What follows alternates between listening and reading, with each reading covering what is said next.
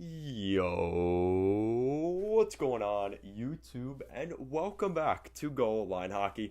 It's your boy, Kevin Forte, and we are taking a look today at the recap of the first round of the 2021 NHL Entry Draft. And we'll be getting into that in this video. So, the day one of the NHL entry draft was very interesting. We had a couple of big trades, which I will be posting those videos in the morning. But for those of you that have stayed up here or watching this early in the morning on Saturday, thank you very much. But we are taking a look at some of the big news we saw at this year's draft. Now, there were obviously I'm going to go from the bottom to the top. And I have to admit that there were a couple of picks here that I was a little bit surprised by. But we're going to start off with at number 31. The Blackhawks select defenseman Nolan Allen. Didn't really know much about him. Some people were projecting him to be a middle of the round, second round draft pick, maybe even a third round draft pick. But he ends up going at 32. Which you may be wondering, wait, wasn't that Columbus's pick? That will be talked about tomorrow, the Seth Jones trade.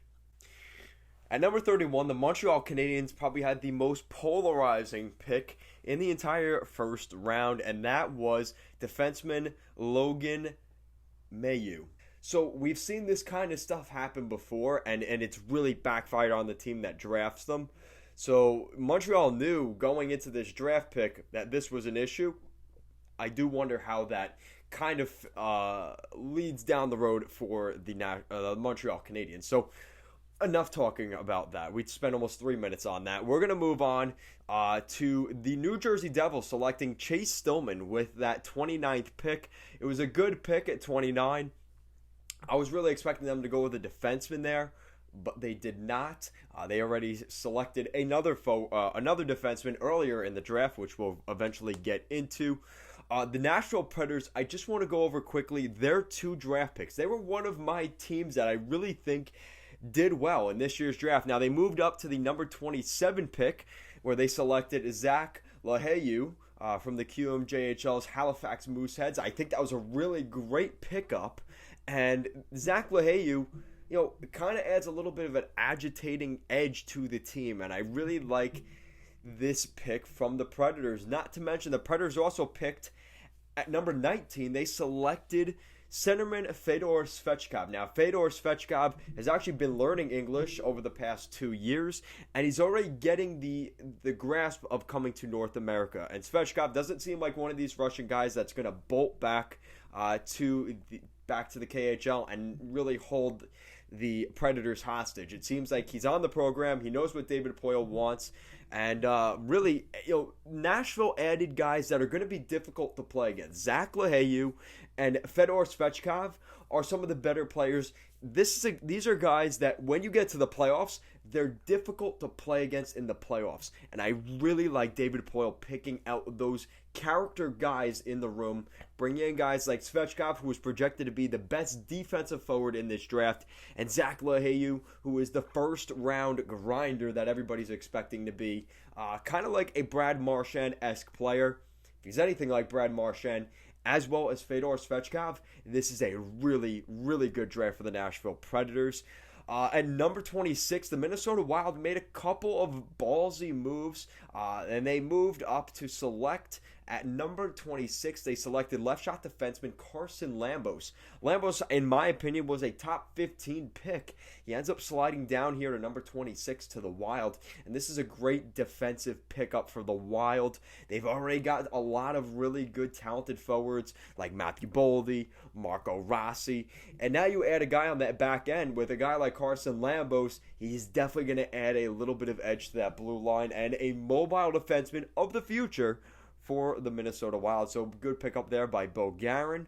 We're taking a look at the Dallas Stars at 23, selecting Wyatt Johnston. I think that could be a really nice pickup for them. I had a really good sense that they were going to select a center, the Dallas Stars, especially with what I mentioned in my mock drafts ahead for the last year now, is the Dallas Stars need more center depth, as guys like Radek Faksa maybe find their way either bought out or traded at some point. Jason Dickinson being traded to the the Vancouver Canucks. And obviously, as a guy like Joe Pavelski continues to age, as well as Tyler Seguin, who is now coming into the twilight of his prime, those are the kind of guys that I wouldn't be surprised if they look for replacements in the next 3 or 4 years. And a guy like Wyatt Johnston could definitely do that for the Dallas Stars. Obviously, right before that, at number 20, the Minnesota Wild moved up from 22 to 20, making a trade with the Edmonton Oilers to select goaltender Jesper Wallstedt. That was a huge pickup for the Minnesota Wild, and I knew right away when they traded for that draft pick, it was going to be Wallstedt. You knew that Wallstedt was projected to go 10th overall, and we saw that obviously that is not how it worked out. He goes at number 20 to the Wild. This is a great pickup for Minnie. They now have their goalie of the future, and obviously people have their qualms about that, but I really think this is a great pickup for the Minnesota Wild. And you've got one more year of Cam Talbot and that tandem that you've got there with Kaapo Kähkönen. Maybe, Bill Guerin doesn't see Kaapo Kähkönen as a starter. And he may have been looking at the fact that maybe Kaapo Kähkönen got selected in the expansion draft. He already assumed we may lose him.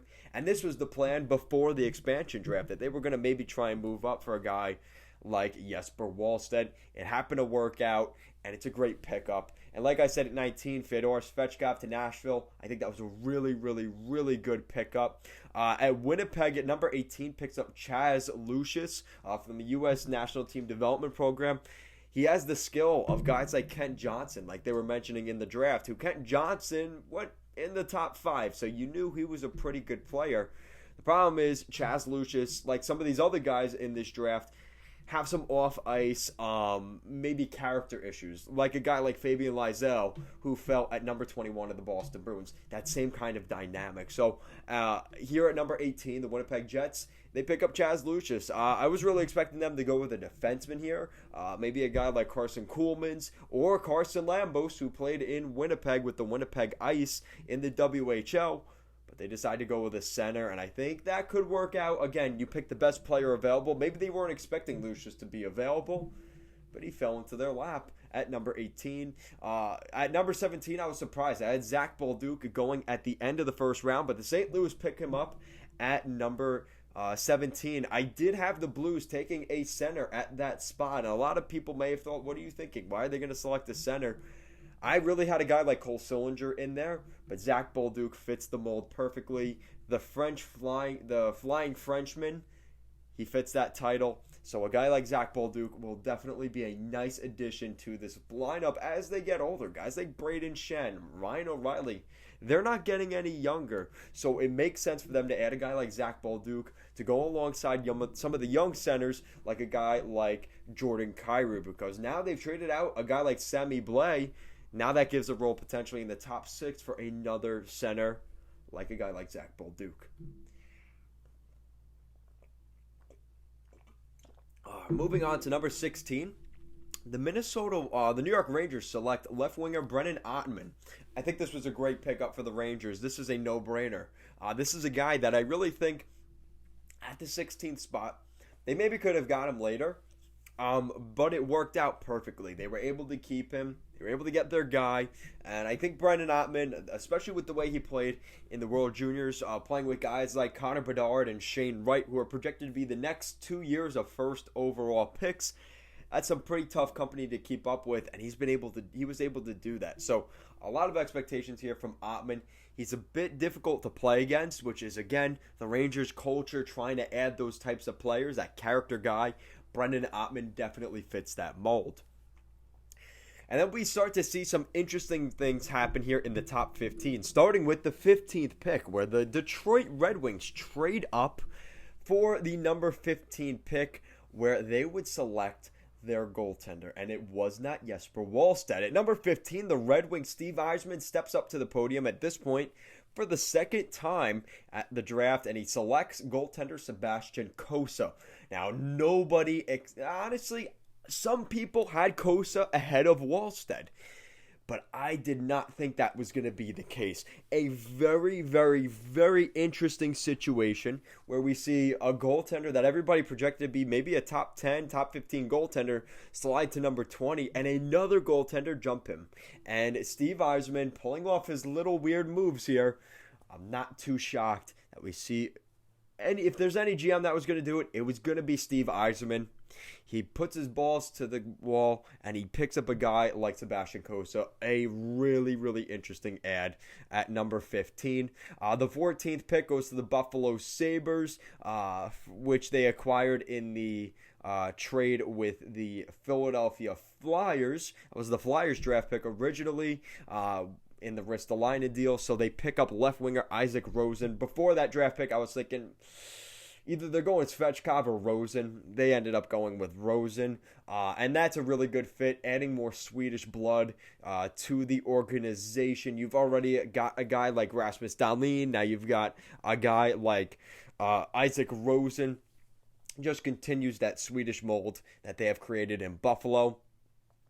At number 13, I think the Calgary Flames are really going to like what they get out of Matt Coronato, who is really projected to be a really talented Sabres trade Sam Reinhart. So there you go, everybody. If anybody wanted to see that, Matt Coronato is going to add some scoring flair to the Calgary Flames. And if they can't re-sign guys, potentially like a Johnny Gaudreau, or they maybe trade guys like Sean Monahan, you're able to get some guys that can help you in that category. Now, they've got some young forwards that are going to jump into the lineup over the next couple years, guys like Connor Zary, Dylan Dubé, as well as some guys on the wing like Jacob Perreault. Now you add a guy like Matt Coronato.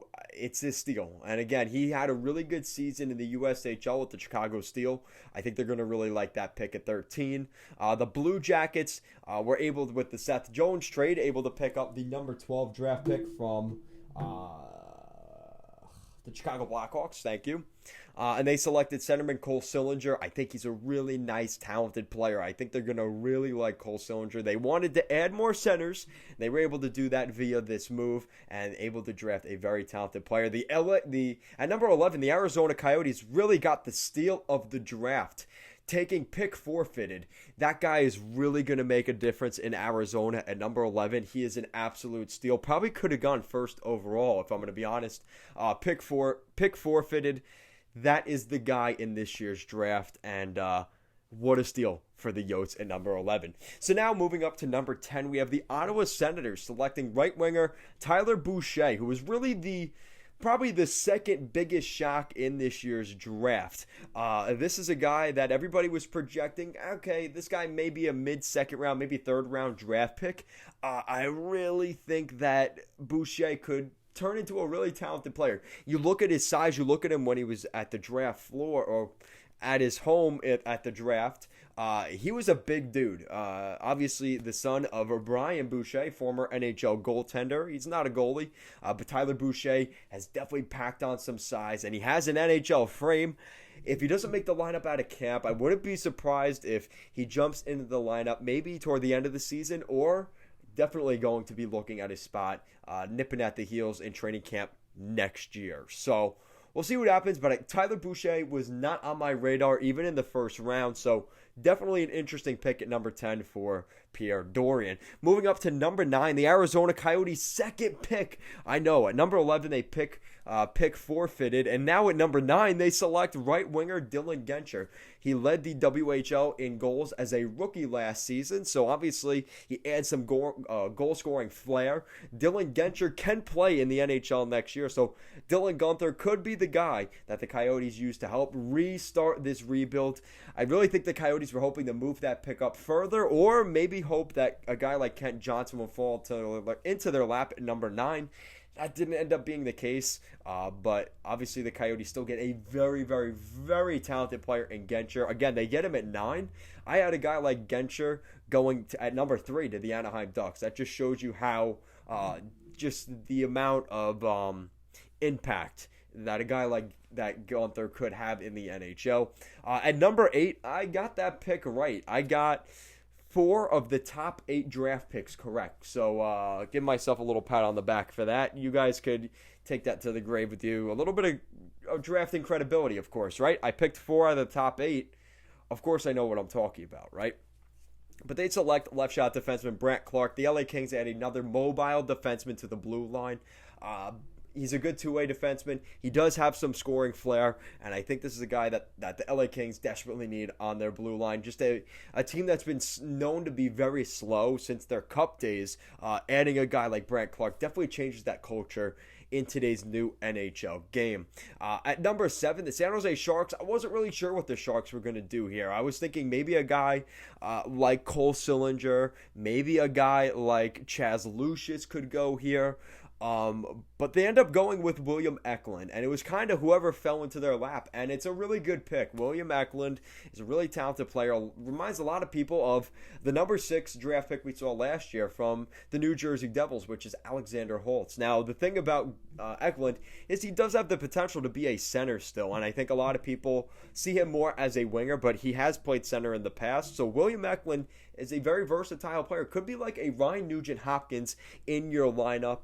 I think Eklund is a great pick for the Sharks. At number 6, again, another pick that I got right in my final mock draft. At number 6, the Red Wings select left shot defenseman Simon Edvinsson.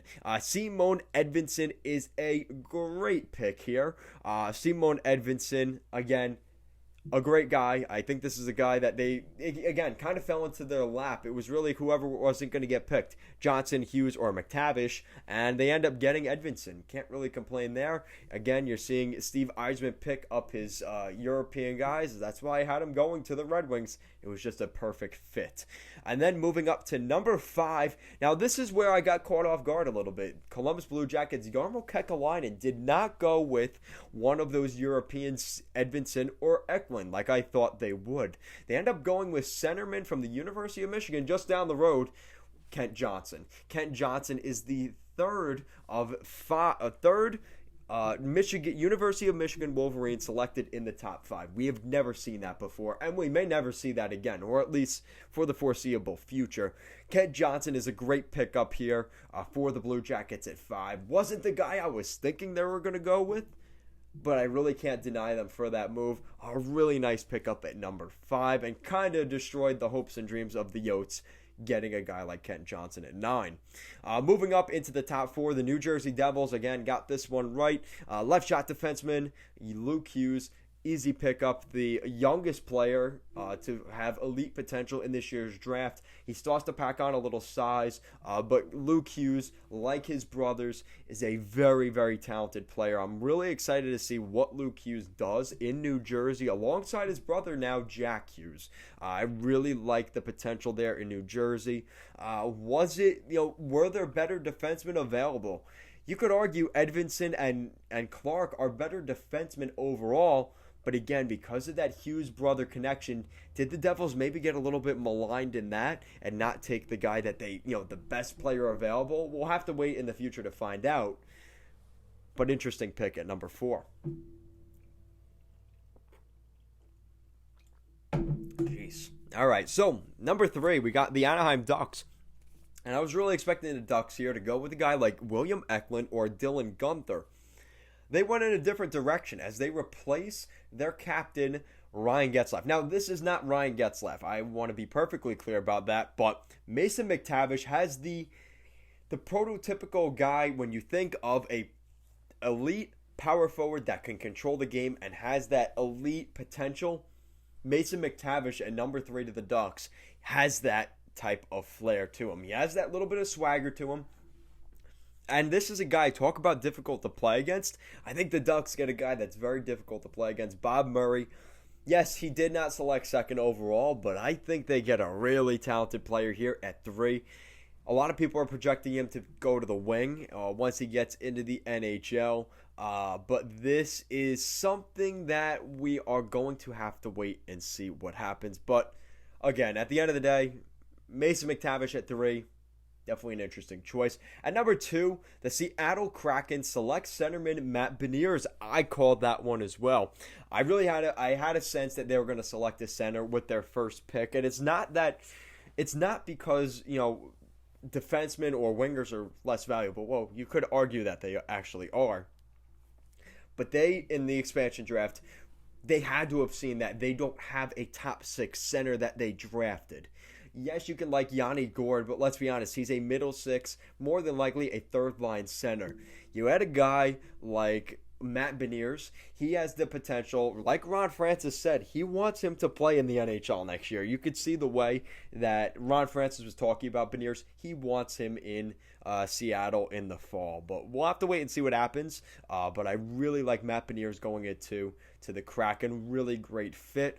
And then at number 1, the Buffalo Sabres select left shot defenseman Owen Power. This is a no-brainer. Again, got this one right, but I don't know. Everybody was saying Owen Power at 1, so it's not that big of a surprise. Owen Power going at number 1 to the Sabres is just, it adds more to that blue line that's already really stacked. You look at 2 teams that have really stacked up their blue line and really bolstered it are the Buffalo Sabres and the Detroit Red Wings. The Buffalo Sabres now have Owen Power and Rasmus Dahlin, 2 former first overall picks. And then the Detroit Red Wings now have Simon Edvinsson and Moritz Seider, who were both picked at number 6 overall for the Red Wings. So definitely a very interesting draft. I actually got some things right here, which I guess humble brag, but I was pretty good with the top 8, picking 4 of the top 8. And what was I going to say? I forgot what I was going to say. Yeah, Detroit, I did have, if you guys go back to that mock, I had Sebastian Cossa going to the Red Wings. I did. May not have been the way I was expecting it. I would have expected Wallstead to go earlier than Cossa, but still, the Red Wings got their guy. They got Sebastian Cossa, and I got that right. A little bit of a soft nod there, but like I said, obviously, this whole thing with the number 31 pick, which was Montreal's Logan Mailloux. Obviously, there's some stuff going on there. Like I said, I don't want to get too into that. Don't get too into that in the comments. But definitely an interesting choice at 31. I don't want to talk about it because I'm not in a position to, and I'm not going to judge someone's character one way or the other. And listen, that's just not my position. And at the end of the day, everything will work itself out one way or the other. Whether he becomes a great NHL player, he's able to redeem himself, become a great hockey player, and everything that everybody hoped and dreamed that he can be, or it just doesn't work out. And Marc Bergevin definitely took a waiver making that draft pick. Hey, we'll see what happens, right? So let me know what you guys think in the comment section down below of the first day of the 2021 NHL Entry Draft, round number 1. And like I said, keep it down in the comments with that whole thing with the number 31 pick, because there's just too much going on about it, and I'd rather not talk about it. We are here to not talk about the bad stuff all the time, and I think this is a position where let's enjoy the guys that got drafted. Congratulations to everyone that got drafted in the first round. That is every young kid's dream, playing hockey, to one day get drafted into the NHL and have your name called to an NHL club in the first round and have the handshake with all the scouts and the general manager and Gary Bettman and all that stuff. So really a special day for those guys, and I really want to give them the appreciation that they absolutely deserve for all their hard work, really, since they were young kids. So guys, thank you so much for watching this video. If you like what we're doing here at Goal Line Hockey, want to see the latest news around the NHL, more videos just like this one, make sure to give this video a big thumbs up and an even bigger subscribe down below. As always, guys, thank you so much for watching this video, and I will see you guys next time.